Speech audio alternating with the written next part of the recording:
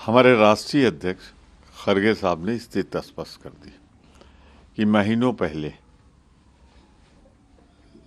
वहां के स्थानीय नेताओं ने और स्वयं आरजेडी ने कहा था ये जा सकते हैं। वो उन बैठकों में भी नहीं आ रहे थे जहां सीटों का बंटवारा था। तो मैं तो इतना कहूँगा, अच्छा हुआ अभी चले गए। अगर सीटें लेकर और उसके बाद चुनाव के बाद जब हम सरकार बना रहे होते, उस समय थोड़े बहुत एमपी होते तो वो उधर चले जाते। तो अच्छा हुआ, अब हमारे सामने खुला मैदान है, स्थिति स्पष्ट है। हम उन सारी सीटों पर लड़ेंगे, मजबूती के साथ लड़ेंगे और इंडिया गठबंधन सरकार बनाएगा।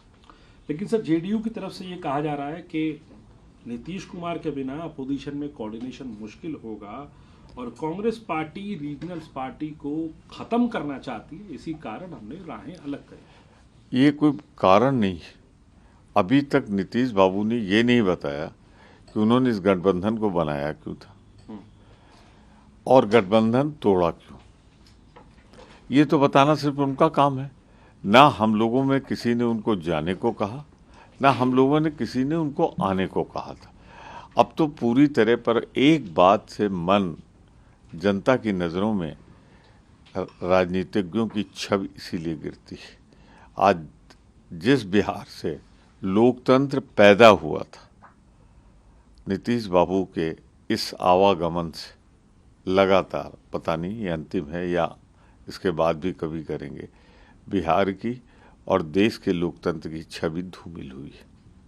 सर, किस तरीके से देखते हैं आप? ओवैसी ने चुटकी ली, सीधे तौर पे तेजस्वी यादव से कहा कि आप बताएं अब कैसा लगता है आपको, क्योंकि इससे पहले आरजेडी में जो 4 विधायक हैं एआईएमआईएम के, वो चले गए थे और आज ये कह रहे हैं मुसलमानों के साथ धोखा हुआ है। ओवैसी साहब उतने ही बोलते हैं जितना नागपुर से लिखकर उनको दे दिया जाता है।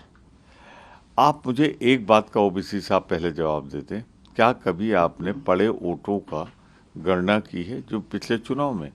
अगर आपने बीजेपी की मदद न की होती, वोटों का बंटवारा न किया होता, तो लगभग 24 सीटें आरजेडी और कांग्रेस के गठबंधन को और मिलती। तो ये सारा खेल वहीं खत्म हो जाता जो 2-4 के बहुमत से सरकार बनाई थी उन्होंने। ये तो आपकी माया है। ये आप वही करते हैं जिससे भाजपा मजबूत हो। तो आज आप क्या बोल रहे हो? आप बोलने लायक हो।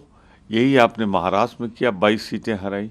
तो आपका काम तो सिर्फ वोटों का बंटवारा है, पर आपको आपके घर में पहचान लिया गया। तेलंगाना में आप वोट नहीं बांट पाए, अब हिंदुस्तान में भी वोट नहीं बांट पाओगे। चेहरे से नकाब उतर चुका है ओवैसी जी। सर, हिमंता बिस्वा शर्मा आप राहुल गांधी को निशाने पे ले रहे हैं, कहते राहुल गांधी जहां जाते हैं वहां हार होती है। राहुल गांधी के अंदर लीडरशिप क्वालिटी नहीं है और राहुल गांधी बीजेपी के स्टार कैंपेनर है। जब तक वो बाहर हैं तो बीजेपी के लिए बहुत राहें आसान है। देखिए, उस बेचारे को तो अपनी कुर्सी बचानी है। नया नया गया है भी वहाँ, लोगों का विश्वास उस पर जम नहीं रहा है कि कांग्रेस में था उसके साथ विश्वासघात कर सकता है तो हमारे यहाँ भी कभी कर सकता है, तो उसका इस्तेमाल हो रहा है। जब जब वो अपने को असुरक्षित महसूस करते हैं, कोई ऐसे ही बयान गांधी परिवार पे वो हमला कर देते हैं। उनके बयान को कोई गंभीरता से लेने की ज़रूरत नहीं है।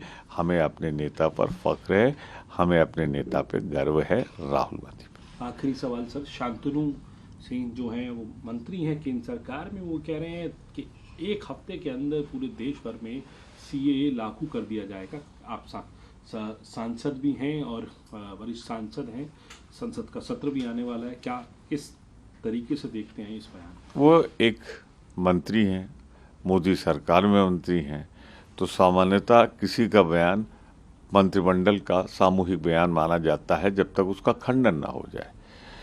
तो या तो भाजपा खंडन करे या 1 सप्ताह में ज़्यादा दिन तो नहीं रहेंगे, सत्र आएगा।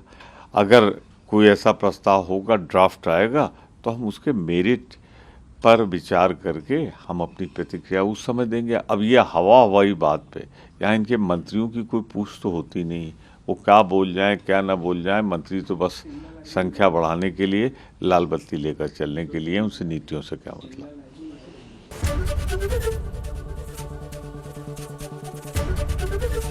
एबीपी गंगा, खबर आपकी, जुबान आपकी।